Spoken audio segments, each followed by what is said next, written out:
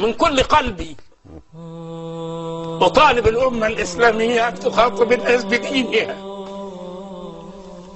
أن تخاطبهم بما أنزل الله، تخاطب المتجبرين بما أنزل الله حتى لا يظلم الدين معهم.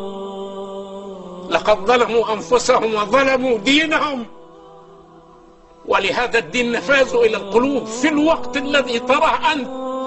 ترى في بلادهم من يسلم ويكون أقوى إسلاما من أبناء المسلمين أنفسهم، لا لشيء. إن هذا الإسلام لا يحتاج لتكلف ولا يحتاج أن نتكلف، إنما يحتاج إلى الصدق.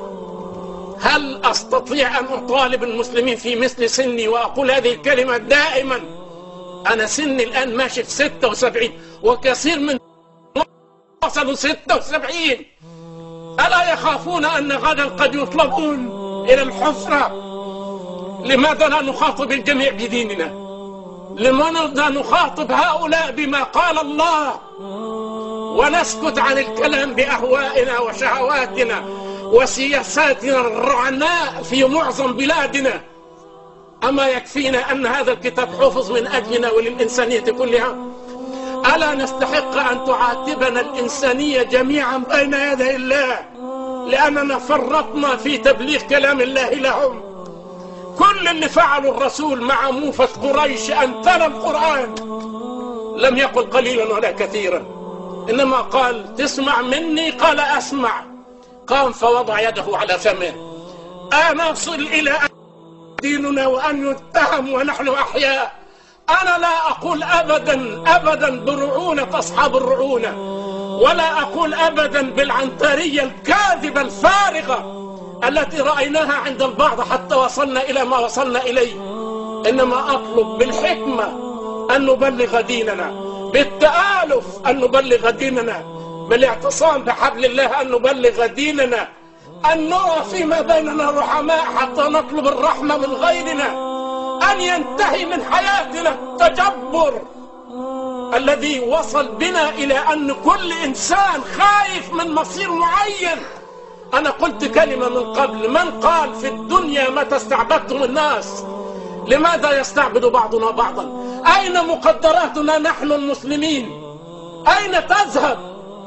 أين ما أعطانا الله من نعم؟ هل نخضعها للهوى أم لنصرة دين الله؟ أنا أقول هذا بمناسبة ما رأيناه من رسول الله. لم يقل كلمة عن نسبه، لم يقل كلمة عن أهله عن قبيلته، لم يقل أنا، بل سمعهم ما جاءه من عند الله. لماذا نحن لا نفعل ذلك؟ لماذا نحن نتدارى بديننا ونظن بأننا بهذا نرضي العدو؟ العدو بيسلم من حيث لا ندري نحن. العدو يسلم ودياره كل ورقة في بلادهم بيعت لأن فيها الإسلام. الإسلام شمس لا تغيب إن بارحت رؤوس قوم أنارت عند آخرين.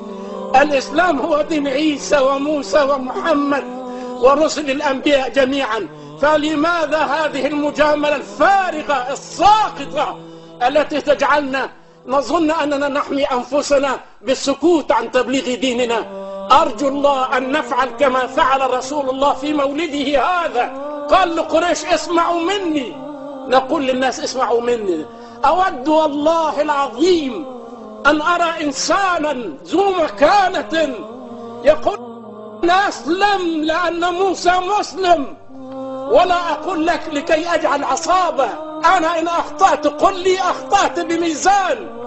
أما أن يذبح الأطفال والنساء وكذا وكذا، وفي كل يوم يطلع قرارات لا نفهم لها معنى، ويطلع مفاهيم نخضع الرأس لها لحساب من هذا؟